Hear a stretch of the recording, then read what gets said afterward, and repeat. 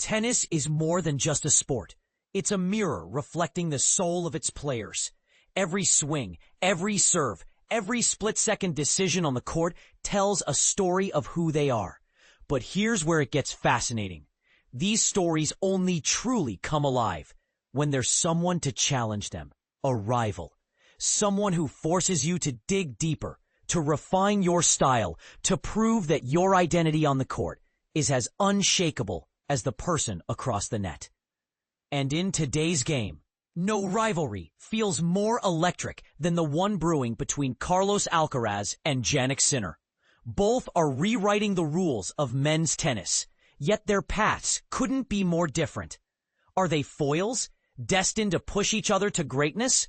Or is this clash of styles and values already hinting at a deeper divide in what it means to be a champion in the 21st century? Let's dive in. Back in 1969, John McPhee wrote that a tennis player's style is a direct extension of their personality. The way you grip your racket, the choices you make during a match, even your second serve strategy, all of it whispers truths about who you are. A flamboyant person plays with flair. A disciplined mind sticks to a methodical plan. But to truly understand these styles, we need a contrast. We need a rival.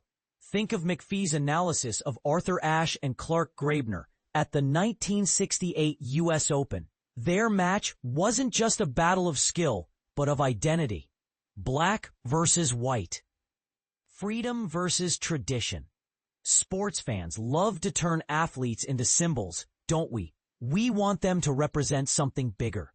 And in tennis, where the spotlight is relentless and there's no teammate to hide behind, this urge is amplified. Unlike Tom Brady and Peyton Manning, who never shared a field, or Messi and Ronaldo, who rarely cross paths, tennis gives us head-to-head duels that feel like personal wars. Novak Djokovic became a symbol of relentless struggle. Roger Federer, the embodiment of grace. Rafael Nadal? Calling him Rafa feels almost disrespectful compared to his full name. Tennis, in its purest form, reduces players to their essence. Now, with Djokovic fading from the scene, two new titans have emerged, Alcaraz and Sinner. Together, they've claimed 8 of the last 9 Grand Slam titles.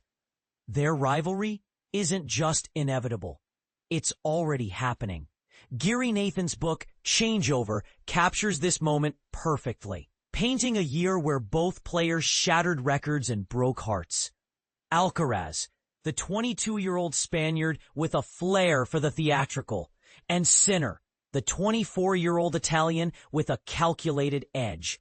They're not just winning, they're redefining what winning looks like. And yet, for all their dominance, their personalities couldn't be more distinct. Alcaraz grew up in Murcia, Spain, where his father was a coach with dreams of stardom. Carlos started playing at 4 and turned pro at 15, bringing a mix of power and playfulness to the court. His game is a spectacle, drop shots that seem to defy physics, baseline rallies that blur the line between chaos and control. He's the kind of player who makes you lean forward in your seat, not just to watch the ball, but to see how he'll top himself next. Sinner, meanwhile, hails from the German-speaking Dolomites in Italy. A latecomer to tennis after chasing downhill skiing, he idolized Bode Miller, a man who thrived on risk. Sinner's game is quieter, but no less explosive. His shots crackle with intensity, like a firearm backfiring, as Nathan puts it. He's a master of physics, turning his slender frame into a weapon of precision. But here's the twist. Sinner's rise has been shadowed by controversy. In 2024, he tested positive for a banned substance linked to a medicated spray from his physiotherapist. Was it a mistake? A cover-up? The line between talent and integrity has never felt thinner. What makes this rivalry so compelling isn't just their contrasting styles, it's the questions they raise. Can raw talent outshine discipline? Does innovation trump tradition? And what happens when a player's off-court actions clash with their on-court brilliance? Nathan's Changeover doesn't take sides. Instead, It invites us to observe the chaos. Alcaraz's wild, sometimes self-sabotaging brilliance versus Sinner's steady rise, marred by scandal. Both have flaws. But which one is more forgivable? Alcaraz's squirrely moments feel like human errors, while Sinner's doping case feels like a calculated misstep. Where do you draw the line? And then there's the bigger picture. Tennis isn't just about winning. It's about mental warfare. W. Timothy Galway's The Inner Game of Tennis reminds us that success hinges on quieting the mind, silencing doubt. Even billionaires, like Bill Ackman, who tried and failed to play in a low-tier tournament, learned this the hard way. His social media meltdown after a crushing loss wasn't just funny. It was a reminder that tennis, more than any sport, exposes your weaknesses. You can't fake it here. The ball doesn't care about your wealth or influence. It lands where it lands. And that's what makes Alcaraz and Sinner so thrilling. They're not just players. They're living metaphors for the struggle between passion and precision, risk and restraint.